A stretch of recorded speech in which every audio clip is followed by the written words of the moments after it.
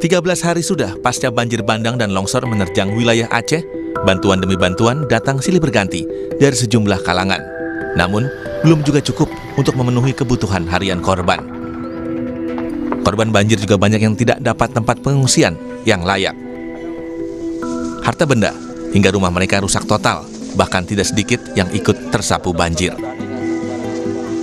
Korban bencana di Aceh Tamiang sangat membutuhkan bantuan untuk kebutuhan bertahan sehari-hari. Mereka pun meminta adanya perhatian penuh dari pemerintah daerah maupun pemerintah pusat. Kebutuhan kayaknya sembako aja. Sembako sama evakuasi lah kan biar cepat turun kami. Evakuasi biar cepat turun. Pemerintah juga ke depannya agar menindaklanjuti untuk mengatasi banjir. Bukan hanya untuk sekedar banjir datang bantuan, bukan itu. Tapi untuk mengatasi bagaimana caranya supaya itu jangan banjir. Dan untuk hari ini kami yang sudah jadi korban untuk perhatian penuh kepada kami. Itu harapan kami. Sementara itu, Gubernur Aceh Muzakir Manaf menyatakan keprihatinan yang mendalam kepada seluruh korban di daerah yang masih terisolasi. Muzakir mengkhawatirkan korban meninggal bisa bertambah bukan karena banjir, namun karena kelaparan. Kondisi pengungsi sendiri Bapak tinjau dalam beberapa hari terakhir nih Pak, gimana? Ya, membimbangkan. Ada bukan mati banjir, mati kelaparan. Kondisinya begitu memprihatinkan Pak? Seperti itu. Instruksi Bapak langsung kepada jajaran? Saya jajaran semuanya, termasuk kerja aktif, supaya dapat tersalur sembako kepada mereka-mereka yang cukup membutuhkan. Sementara warga desa Subarang Air, Kecamatan Palembayan, Kabupaten Agam, Sumatera Barat, harus berjalan kaki sejauh 3 km untuk mengambil bantuan bahan pokok di posko terdekat. Meski tidak terdampak langsung banjir bandang, aliran listrik dan jaringan komunikasi di desa Subarang Air terputus akibat banjir. Bahkan akses menuju desa ini juga tertutup material longsor. Lebih dari 2 kilo? 3 kilo ada? Lebih kurang lah dari 3 kilo. Kalau bantuan ini sehari-harinya cukup nggak sih Bu? Cukup. Kalau bantuan emang di sana sulit Bu? Sulit Pak. Sulit banget? Sulit banget. Ini jemput ke sini Pak, jalan kaki kami. Apa aja nih Bu bantuannya? Nggak tahu lah, ada dilihat. Jalan kaki jauh nggak Bu? Jauh, 1/4 jam lebih. Sementara itu, kini korban bencana juga banyak yang terserang penyakit. Tim relawan yang tergerak secara swadaya berjuang untuk menjangkau daerah pedalaman demi mendistribusikan bantuan dan pengobatan korban banjir. Relawan medis ini mendistribusikan sejumlah bantuan logistik dan obat-obatan hingga pemeriksaan kesehatan pengungsi korban banjir. Seperti di Kecamatan Langkahan, Kabupaten Aceh Utara, warga terdampak banjir mulai mengeluhkan batuk dan demam. Banyak kasus yang kami temukan seperti halnya pada umumnya pasca banjir dengan keadaan yang demam, batuk pilek anak-anak di Kecamatan Langkahan.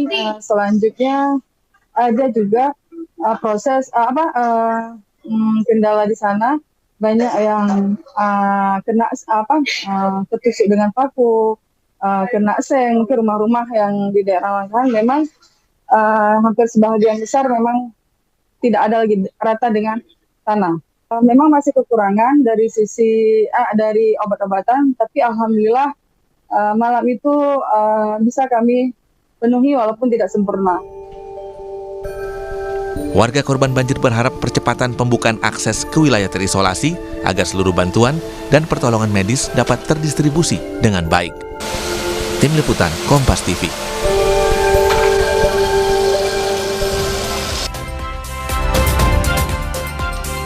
Saudara, bantuan demi bantuan datang silih berganti dari sejumlah kalangan, namun belum juga cukup untuk memenuhi kebutuhan harian korban bencana banjir Sumatera.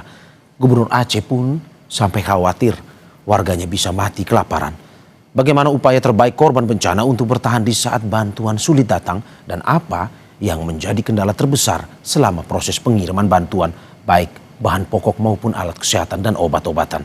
Akan kita bahas bersama sejumlah narasumber, saudara. Sudah ada relawan medis Aceh Barat Daya, Dr. Arfan Asmadi. Selamat pagi, Dr. Arfan. Selamat pagi, Mas. Terima kasih Dok sudah bergabung di Sapa Indonesia Pagi pada hari ini, dan juga Ketua Mercy Indonesia Cabang Medan, Dr. Malik Abdillah. Dr. Malik, selamat pagi. Ya, selamat pagi Mas. Terima kasih juga Dok sudah bergabung di Dialog Sapa Indonesia Pagi pada hari ini. Saya ke Dr. Malik Mercy Medan. Dok, bagaimana Anda melihat bahwa saat ini, kemarin Gubernur Aceh bilang jangan sampai ada yang meninggal karena kelaparan. Melihat begitu susahnya pasokan bantuan ini ke daerah-daerah terisolir. Apakah ini sebagai sebuah warning alert atau sebagai sebuah kita bisa bilang darurat lah, agar bantuan ini harus cepat masuk, kalau tidak akan jatuh korban lagi sebenarnya? Ya, baik Mas. Tentu ini adalah suatu bencana yang kalau kita lihat bersama di media-media adalah bencana yang memiliki dampak yang sangat luas, menghancurkan banyak infrastruktur, sehingga akses-akses, terutama akses darat ya, ke daerah-daerah baik di Aceh, Sumatera Utara, atau di Sumatera Barat itu semua terputus, susah diakses. Tentu di keadaan yang gawat darurat ini, kebutuhan-kebutuhan mendasar seperti makanan, sandang pangan dan papan adalah kebutuhan yang memang harus dipenuhi. Kalau ini tidak dipenuhi tentu akan mengancam jiwa. Kita nggak usah bicara dulu kesehatan, tapi ini adalah mengancam jiwa. Sehingga memang hal-hal yang seperti ini, yang mendasar seperti ini harus dikejar agar akses-akses ini bisa segera dibuka, agar bantuan-bantuan juga bisa lebih mudah dimasukkan gitu. Oke. Saya pikir begitu, Mas. Jadi Anda menitik beratkan di pembangunan infrastruktur dulu sehingga bantuan-bantuan ini bisa tersalurkan ya. Berarti ini menjadi bagian dari yang selama ini dilihat langsung oleh Mercy di lapangan, bahwa masih banyak sebenarnya hingga saat ini 14 hari banyak masyarakat yang belum mendapatkan bantuan. Seperti itu. Iya, banyak masyarakat yang belum mendapatkan bantuan. Tentu banyak juga relawan-relawan, baik medis maupun non-medis, di lapangan yang tetap berusaha mengakses, masuk, mencari jalan untuk memberikan bantuan-bantuan ke daerah-daerah yang sulit dijangkau tentunya. Selain juga bantuan non-medis, juga bantuan medis. Tapi memang akses untuk mencapai satu daerah itu yang perlu juga dikejar sepertinya. Ya, oke. Saya ke Dr. Arfan. Dr. Arfan, Anda bisa mendengar suara saya?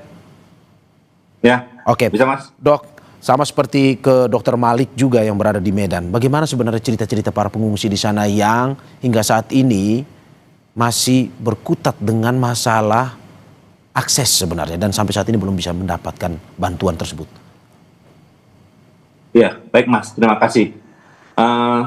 Kami dari tim relawan dari Kabupaten Aceh Barat Daya di hari keempat mencoba masuk ke arah daerah tetangga kabupaten, yaitu di Kabupaten Gayo Luwes, yang memang posisinya itu di tengah, berbeda dengan akses korban-korban yang lain yang ada di pantai utara dan timur Aceh. Nah, untuk ke Gayo Luwes sendiri yang kita ketahui sebagaimana korbannya adalah korban banjir dan tanah longsor. Untuk menuju ke sana sangat sulit, medannya yang biasanya kami lalui dari Kabupaten Aceh Barat Daya yang bertetangga langsung dengan Gayo Luwes sekitar 4-5 jam. Namun sekarang harus kita tempuh sampai dengan 10-12 jam. Mengingat medan longsornya yang sangat berat, kemudian banyak alat berat yang juga belum bisa masuk, akibat dari pasokan bahan bakar yang tidak bisa disuplai ke titik-titik lokasi di mana terjadinya tanah longsor dan bencana banjir tersebut. Sehingga sangat sulit bagi kita relawan baik yang membawa makanan, bahan obat-obatan dan pakaian untuk menuju ke titik-titik di mana pengungsi yang memang belum terakses sama sekali, Mas. Oke. Menyambung dari apa yang disampaikan oleh Gubernur Aceh bahwa jangan sampai ada yang meninggal karena kelaparan. Apakah Anda melihat seperti itu juga di lapangan, bahwa ini kondisi para korban ini sudah, ya kalau kita bilang daya tahan tubuhnya sudah mulai menurun, sangat-sangat menurun, dan mungkin ditakutkan bisa terjadi apa yang disampaikan oleh Gubernur Aceh tersebut? Ya, benar sekali Mas. Kondisi lapangan yang sangat tragis sehingga suplai makanan akan sangat kurang yang tiba di pengungsian.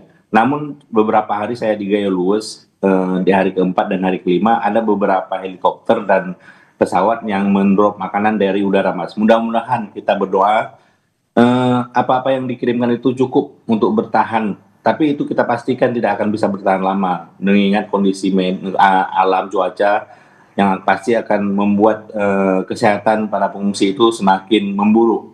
Apabila tidak diakses jalan darat yang sesegera mungkin, suplai udara mungkin tidak akan bertahan lama, begitu Mas. Oke, kalau dari apa yang Anda lihat langsung sebagai relawan, dalam arti pasokan ini kan jatuhnya tidak selalu datang setiap saat. Bagaimana masyarakat atau para korban ini mengakali untuk bisa bertahan dalam waktu yang lama dari apa yang Anda saksikan? Nah, beberapa hari saya di Gayo Luwes Mas, jadi ada 4 titik yang menuju Galus itu. Salah satunya itu dari Aceh Baradaya. Itu yang masih bisa diakses dengan mobil-mobil tertentu. Nah, kemudian ada para korban yang berada dari daerah-daerah yang terisolir, mereka itu mengambil inisiatif berjalan kaki menuju pusat posko seperti di Kabupaten Gayo Luwes itu di pendopo pastinya Mas. Jadi ada beberapa mereka yang berjalan kaki 2-3 hari, kemudian nanti akan mengambil sebagian logistik yang akan dibawa kembali ke kampung mereka. Oke, berarti total 4-6 hari ya bolak-balik untuk mengambil bantuan tersebut untuk balik lagi ke kampungnya. Ya, sekitar 2-5 hari Mas Anda tuh. Oke. Begitu beratnya dalam arti ya untuk bisa bertahan hidup di saat seperti ini. Ya, benar Mas. Jadi memang ada bantuan dari rekan-rekan TNI yang akan mengirim makanan-makanan ataupun pakaian-pakaian melalui berjalan kaki dan berkendaraan sepeda motor yang bisa melalui medan-medan yang sulit. Jadi mereka kawan-kawan TNI yang akan mendistribusikan ke daerah-daerah yang sulit dijangkau oleh kendaraan mobil. Oke, kalau Anda melihat nih, sebelum saya ke Dr. Malik lagi, kalau Anda melihat bagaimana atau berapa lama sebenarnya kondisi manusia, seorang korban bisa bertahan seperti itu, apalagi harus menempuh jalan 2-5 hari tersebut? Ya, kondisi fisik orang dewasa yang sehat saja sebenarnya masih mampu bertahan apabila tidak ada makanan, hanya dengan meminum air. Namun ini berbeda dengan kondisi yang sehari-hari kita alami, di mana kondisi lapar juga akan ditambahkan dengan lagi kondisi cuaca yang masih belum menentu di lokasi bencana. Masih ada banjir, masih ada hujan, kemudian malam harinya kedinginan, dan hal-hal tersebut yang akan makin mempercepat kondisinya melemah, bahkan nauzubillah mengalami kematian gitu Mas. Berarti menurut Anda apa yang disampaikan oleh Gubernur Aceh bisa saja terjadi ke depan ya? Bahwa jatuh bisa korban saja kan? Ya. Apabila aparat tidak segera dikerahkan gitu Mas. Oke, saya kembali ke Dr. Malik. Dok, apakah di Medan juga sama seperti ini, bahwa ada kondisi-kondisi seperti ini, banyak masyarakat yang harus menempuh jalan kaki atau bahkan mungkin sampai sekarang pun belum mendapat bantuan atau sangat terbatas sehingga ada cara-cara lain untuk bertahan hidup? Baik, Mas. Kalau dari pengalaman kami, yang saya juga baru terlibat pulang dari Tapanuli Tengah, daerah Tapanuli Tengah, hampir sama kondisinya. Ada banjir dan ada longsor yang terjadi di Tapanuli Tengah, dan itu sangat luas di beberapa desa. Bahkan sampai di beberapa desa yang letaknya lebih tinggi, mungkin berada di atas pegunungan, itu memang akses untuk menuju ke posko induk itu Kabupaten Tapanuli Tengah, dia di Kota Pandan itu posko induknya, itu memang butuh waktu hampir 1 harian untuk berjalan untuk mengambil bantuan-bantuan ke posko induk tersebut gitu. Kadang-kadang sesama mereka di pengungsian di desa-desanya juga saling berbagi lah, jadinya banyak saling berbagi. Mungkin mencari buah-buahan, apa yang bisa dimakan ya dimakanlah di sana, buah-buahan dari hutan-hutan yang ada, dan beberapa ada yang syukurnya masih dekat dengan pegunungan, jadi beberapa itu masih bisa mencari air walaupun sangat susah ya di daerah pegunungan itu sumber-sumber mata air. Jadi begitulah cara-cara masyarakat yang terisolir itu di sana untuk bertahan hidup. Oke, dari kesaksian Anda, apakah memang ini sudah sangat terbatas bagi mereka untuk bisa bertahan hidup? Karena tadi Anda bilang, ya apapun yang dimakan sama mereka, buah-buahan. Ya Mas, sorry gimana? Putus-putus. Apakah memang dari kesaksian Anda melihat ini sudah sangat terbatas bagi mereka untuk bisa bertahan hidup? Sumber daya yang tersedia di sana, kalau misalkan tidak ada bantuan? Ya pasti akan sangat mengancam juga sama mereka kalau misalnya ini tidak segera diatasi. Oke, kalau begitu, kalau misalkan dari Anda lihat hingga saat ini sudah hari ke-14, tapi masih ada daerah-daerah yang belum dapat bantuan. Menurut Anda, apakah memang sampai saat ini infrastruktur yang dibangun, tadi Anda juga sempat berbicara soal infrastruktur, itu memang belum konsentrasikan untuk atau belum difokuskan untuk dibangun di daerah-daerah terisolir ini, atau bagaimana sebenarnya? Beberapa tempat sudah bisa diakses, Mas. Tapi memang masalahnya kalau saya lihat ini sangat luas gitu. Jadi betul-betul harus apa ya? Harus ekstra kayaknya. Sepertinya gitu, harus ekstra karena memang dampaknya sangat luas sehingga memang mengerjakan ini perlu lebih banyak lah ya, lebih banyak orang ataupun lebih banyak peralatan secara kuantitatif gitu. Untuk bisa membuat ini semua bisa berjalan lebih cepat. Oke, dari tanggapan Anda berarti menurut Anda pemerintah sudah optimal dalam membangun infrastruktur tersebut, tetapi karena jumlahnya terlalu luas sehingga masih ada kelambatan di berbagai wilayah. Begitu maksud Anda? Saya pikir seperti itu Mas yang terjadi, karena memang tentu kita lihat pemerintahan dan semua perangkat-perangkatnya sudah bekerja gitu, juga kami beberapa kali melakukan pelayanan kesehatan di beberapa desa, kami juga didampingi oleh teman-teman dari puskesmas juga ikut turun bersamai kami. Jadi kami lihat memang beberapa orang pemerintahan itu terus bergerak memang sebenarnya setiap hari, tapi memang karena luasnya daerah yang terdampak ini mungkin jadi membutuhkan waktu yang lebih lama. Oke, saya ke Dr. Arfan lagi.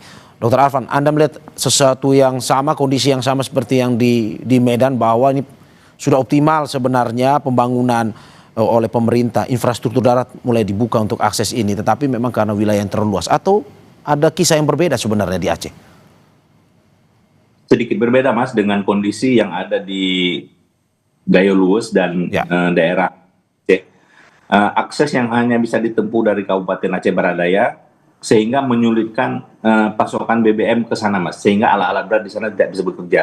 Itu harapan kami untuk pemerintah daerah ataupun pemerintah pusat, supaya pasokan BBM ini bagaimana dipikirkan caranya supaya pasokan ke Gayo Luwes, Kabupaten Gayo Luwes bisa di drop dalam jumlah yang cukup banyak sehingga alat-alat berat di sana bisa bekerja.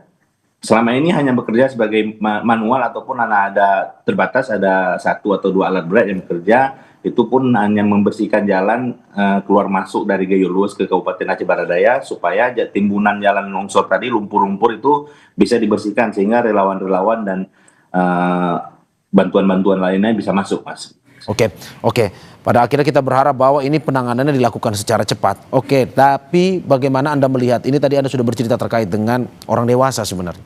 Kalau pengungsian anak-anak, apakah memang bisa bertahan selama itu, selama seperti layaknya orang dewasa, atau mereka justru lebih rentan sebenarnya? Kalau dari pengamatan Anda? Untuk kondisi pengungsian, kondisi anak-anak, bayi, dan orang tua itu adalah kelompok yang sangat rentan. Mereka itu tidak akan mati gara-gara kelaparan, tapi mereka mati gara-gara mereka akan sangat rentan terhadap cuaca Mas. Jadi suhu yang rendah, kedinginan itu akan membuat kematian pada anak-anak itu lebih cepat. Ya, berarti faktornya bukan hanya kelaparan ya, tetapi fasilitas tempat tidur yang tidak nyaman, tidak aman, itu juga menjadi salah satu faktor bagaimana anak-anak ini rentan terhadap bencana ini ya? Ya, di pengungsian yang sudah layak saja, kondisi rentan ini anak-anak dan orang tua itu masih sangat diprioritaskan. Apalagi mereka masih di perkampungan yang memang rumahnya itu hancur total, tertimbun batuan dan kayu-kayu besar, Mas. Gitu, Mas. Oke, kalau kita berbicara soal kondisi kesehatan, tadi ada laporan bahwa banyak penyakit yang memang datang karena kondisi banjir tersebut, seperti ispa lah salah satu, dengan kondisi yang tidak layak, mereka tidur di tanah ataupun beralaskan semen. Menurut Anda apakah memang ini menjadi salah satu yang perlu dikhawatirkan juga, atau bagaimana melihat kondisi fasilitas kesehatan yang masih terus ya kita lihat perbaikan lah, belum sepenuhnya optimal? Benar sekali, Mas. Penyakit pasca bencana itu yang sering muncul di pengungsian itu adalah ispa, batuk, pilek, gatal-gatal dan kelelahan. Jadi itu yang harus diprioritaskan, terutama pada kelompok-kelompok rentan seperti anak-anak dan orang tua tadi, Mas. Jadi memang titik berat pengungsian nanti kita akan melayani pasien-pasien dengan kondisi-kondisi yang rentan. Apabila memang perlu dievakuasi, akan kita evakuasi ke rumah sakit terdekat. Nah, kondisi di Aceh Gayo Luas tersebut, untuk ke fasilitas rumah sakit pun mereka mengalami keterbatasan karena memang pasokan oksigen, pasokan bahan bakar untuk operasional rumah sakit memang masih sangat-sangat terbatas, Mas. Oke, termasuk juga dengan tenaga kesehatan, apakah memang hingga saat ini sudah memadai, Mas, kalau dari laporan IDI sendiri? Kalau untuk tenaga kesehatan memang kita masih kekurangan, namun alhamdulillahnya kita tetap melakukan secara bergiliran, nanti akan datang ke daerah bencana, Mas. Jadi masuknya hanya dari Kabupaten Aceh Baradaya, tim kesehatan Aceh Baradaya kemarin kembali masuk dari tim kesehatan dari Rumah Sakit Umum Zainal Abidin dan bekerjasama dengan Universitas Kuala dan Rumah Sakit Kesdam. Kemudian ada dari Perhimpunan Dokter Anak Indonesia, berikutnya Dokter Paru, dan kemarin terakhir dari rekan-rekan MDMC Muhammadiyah Yogyakarta, Mas. Oke, saya ke Dokter Malik. Dokter Malik, apakah di Medan juga fasilitas kesehatannya hingga saat ini masih terus dalam perbaikan sehingga banyak masyarakat yang memang agak susah juga untuk mengaksesnya? Ya, kalau kejadian yang di Tapanuli Tengah, kejadian itu memang di beberapa puskesmas itu masih melakukan pembersihan lah ya, karena memang puskesmasnya juga adalah salah satu yang terdampak langsung di beberapa desa. Jadi masih sangat penuh lumpur puskesmasnya gitu. Selain memang mungkin karena perangkat yang ada di puskesmas pun juga terdampak langsung orang-orangnya kan, rumahnya terdampak langsung. Jadi memang perlu pembersihan yang bergiliran. Oke, dan hingga saat ini terkait dengan jumlah tenaga medisnya, kalau Anda lihat apakah memang mencukupi untuk bisa merawat ataupun mengurus para korban ini, atau gimana sebenarnya? Jumlah tenaga medis yang ada di Tapanuli Tengah kemarin waktu kami datang ke sana itu sudah banyak, tapi memang kalau misalnya dibilang mencukupi gimana ya, karena memang kan ini perlu lebih banyak orang, lebih banyak tim medis agar bisa bekerja lebih efektif, lebih efisien dan lebih merata. Semalam ketika kami ada di Tapanuli Tengah, kita di situ ada tim dari Mercy Indonesia, lalu saya lihat ada tim dari puskesmas sudah mulai bergerak, yang dari luar lagi ada datang dari kalau saya tidak salah dari Poltekkes Kemenkes, lalu ada dari tim FKUSU, datang juga, ada rame orangnya, dan dari dari TBM juga ada datang, itu kira-kira 18-20-an orang. Jadi itulah yang bergerak semalam dalam beberapa hari, bekerja sama, membagi tempat wilayah-wilayah bekerja. Oke, saya ke Dr. Arfan. Dr. Arfan, apa keluhan yang hingga saat ini dikumpulkan di wilayah Aceh yang merupakan kebutuhan masyarakat yang sangat intinya, sangat prioritas pada akhirnya untuk bisa ya kita tidak terjadilah korban jiwa yang jatuh karena kelaparan ini?